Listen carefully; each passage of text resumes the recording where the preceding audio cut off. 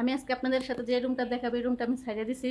যেহেতু এই রুমটা ভাড়া অনেক হয়ে যায়, রুমটা ৫,০০০ একটা রুম, ৫,০০০ টাকা পড়ে, গ্যাস বিল ১৫০০ ১৬০০ এরকম, কারেন্ট বিল ১,০০০, তো প্রায় আমার খরচ পড়ে যায় ৭,০০০ একটা রুমের পিছনে। আর তো আলাদা খরচ আছে, কাঁচা বাজার, চাউল ডাল, এগুলো তো খরচ আছে, এগুলো নিয়ে আমার প্রায় চলাফেরা করতে কষ্ট হয়ে যায়। ভাইবা চিন্তা দেখলাম, যেহেতু ভাইবা চিন্তা দেখলাম যে আমার এত কষ্ট করে চলার কী দরকার, তাহলে আমি এই রুমটা ছেড়ে দিই, যাতে আমি ২ টাকা কিছুভাবে আয় করতে পারি, কিছু জমাইতে পারি, কিছু খেতে পারি। যেহেতু আমার বাইরে এখন অনেক দৌড়াদৌড়ি করা লাগবে, আমি যেহেতু আপনারা সবাই জানেন, যারা আমার ভিডিও দেখেন, আমার কাছের মানুষ আমাকে ছেড়ে চলে গেছে, তো এখন আমার অনেক কাজ আছে, এখন আমার অনেক টাকা দরকার আছে। তো আমার এত টাকা রুম ভাড়া দিয়ে থাকলে তো হবে না, জমিদার দেখলে লাভ নাই। আমি যেরকম সেরকম পেয়ে দেখাবো। তো প্রথমে দেখাইতেছি, এটা হলো আমার ঘরে ঢুকার দরজা, প্রথমে এটার দরজা, আমার দরজাটা অনেক সাদা। তারপরে দরজার এই সাইডে যে একটা র্যাক আছে, এটা জুতার র্যাক, এটার মধ্যে আমি জুতা রাখি।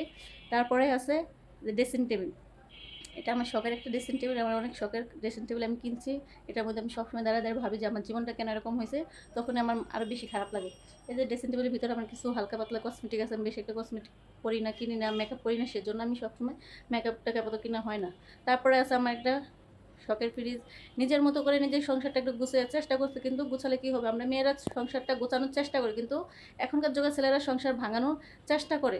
তো যাই হোক, ফ্রিজের উপরে যে একটা হালকা পাতলা ছোটো দেখে একটা ফুল আছে, তার উপরে স্ট্যাম্প প্যাডের উপরে ফুল রাখছে। আমি ঘর সাজিয়ে গোছিয়ে রাখতে ভালোবাসি। ফ্রিজের উপরে সার্জার ফ্যানের রেগুলার কার্টুন টার্টুন আছে। তারপরে যে উপরে আছে সানসেটের উপরে জিনিসপাতি আছে।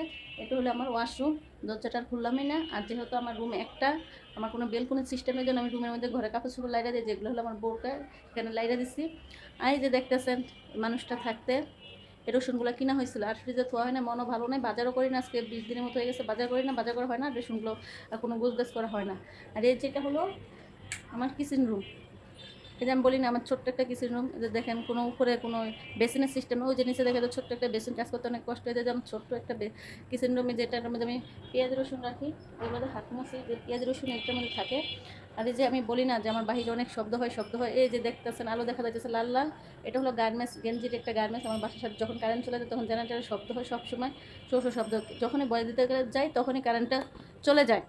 তারপরে যে সবসময় বলে যে কারেন্টের সমস্যা, কারেন্টের সমস্যা, এই যে দেখেন রাস্তার সমস্যা, সবসময় গাড়ি ঘোড়া চলাচল করে, যে দেখেন সারাক্ষণ মেন রাস্তার সাথে বাসে, যে দেখেন জানি না কতটুকু দেখাতে পারতেছি, এই যে দেখেন সব সময় গাড়ি ঘোড়া চলতেই থাকে, অল টাইম। বয়স দিতে গেলেও শান্তি নাই, সবসময় শব্দ আসে। তারপরে যে একটা একদম ছোট্টখাটো একটা টেবিলটার মধ্যে আমি ভাতটাতে রাখি, তারপরে খাওয়া দাওয়া করি। তারপরে আছে আমার একটা র্যাক আছে, আমি যদি কিছু প্রয়োজনীয় জিনিস র্যাকটার উপরে রাখি, জানি না কতটুকু দেখাতে পারতেছি। তাই যেটার মধ্যে আছে কতগুলো এই যে প্রয়োজনীয় জিনিস, বয়ম টম যেগুলো যা যা লাগে সেগুলো রাখছি। তারপরে আছে যে একটা ফ্রিজ, টিভি, সরি, ফ্রিজটা নষ্ট, টিভিটা নষ্ট, টিভিটা ঠিক করা হয় না, এইভাবে থুয়ে দিই, যেহেতু টিভি দেখার সময় নেই সেজন্য টিভিটা ঠিক করা হয় না। তারপরে আছে আমার স্বপ্নের বাগান, এটা হলো আমার স্বপ্নের বাগান। মানুষ ফুল বাগান দেখতে বাইরে যায়, আমি ঘরেই ফুল তৈরি করছি। মনে মনে মাঝে মাঝে ভাবি যে ফুলের মতো যদি আমার জীবনটা হতো এরকম সুন্দর নিষ্পাপ, কেন যে আল্লাহ জীবনটা এরকম করে তৈরি করছে আল্লাহ ভালো জানে। তো এটা হলো আমার ওয়ার্ড্রপ, এটার মধ্যে আমার কাপড় চোপড় থাকে। এই যে এই পাউডারটা দেখছেন মেথি মিক্স পাউডার, আপনারা সবাই অনেকে জানেন, যারা আমার ভিডিও দেখেন। আমি গ্যাস্ট্রিকের সমস্যাতে ভুগছি, সেজন্য আমি এটা অনলাইনে দেখে দেখে দেখে দেখে খাইছি, দুইটা বয়ামে না খাইছি, তারপরে কোনো কাজ হয়নি, আর কোনো খাওয়া দাওয়া করি না।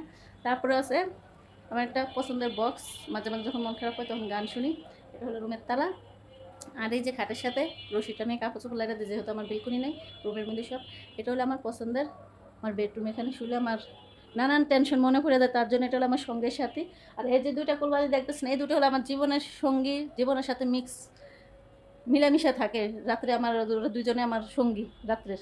এটা হলো আমার সর্বপ্রথম যখন আমি ভাড়া থাকা শুরু করছি, এটা হলো আমার আয়না, এই আয়নাতে আমি সবসময় করতাম, এটা দেখে দেখে সবসময় করতাম। আর একটা জিনিস রয়েছে ছোটোখাটো জিনিস, এটা তো আমি দেখাতে ভুলেই গেছি। এই যে ওইটা হলো আমার 10 টাকা দামের আয়না, এটাতে আমি সবসময় মুখ দেখি, যে মুখের মধ্যে কোনো কালো কোনো ইটি করে নাকি, বরণ টরণ মুদ্রার কোনো সমস্যা থেকে এটাতে ভালো দেখাতে, বড় বড় আয়না দেখলাম ভালো দেখা যায় না। তো জানি না আমার রুমটা আপনাদের কেমন লাগছে, অবশ্যই যদি ভালো লাগে থাকে অবশ্যই কমেন্টস করবেন। গরিবের সংসারটা কেমন হয়েছে, এটা আমার আপনাদের কাছে গরিবের সংসার, আমার কাছে এটা আমার স্বপ্নের বাগান। নিজের মতো নিজে গোছানোর চেষ্টা করছি, কিন্তু তারপরে মানুষটাকে ধরে রাখতে পারিনি। আমি সব আমার টাকাতে কিনছি, এই যে আজান দিতেছে এখন করলাম, আমি আমার টাকা দিয়ে সব কিনছি, ওর টাকা 1 পয়সা খরচ করে নাই, তারপরে তারা আমি ধরে রাখতে পারি না। জানি না কোন দিকে তার আমার কমতি আসলো, নাকি আমার ভালোবাসার মধ্যে কমতি আসলো, নাকি আমার কোনো কিছু আছে, তো আমি নিজেও জানি, একমাত্র ও ভালো জানে। তো আজকে এই পর্যন্ত, আল্লাহ হাফেজ।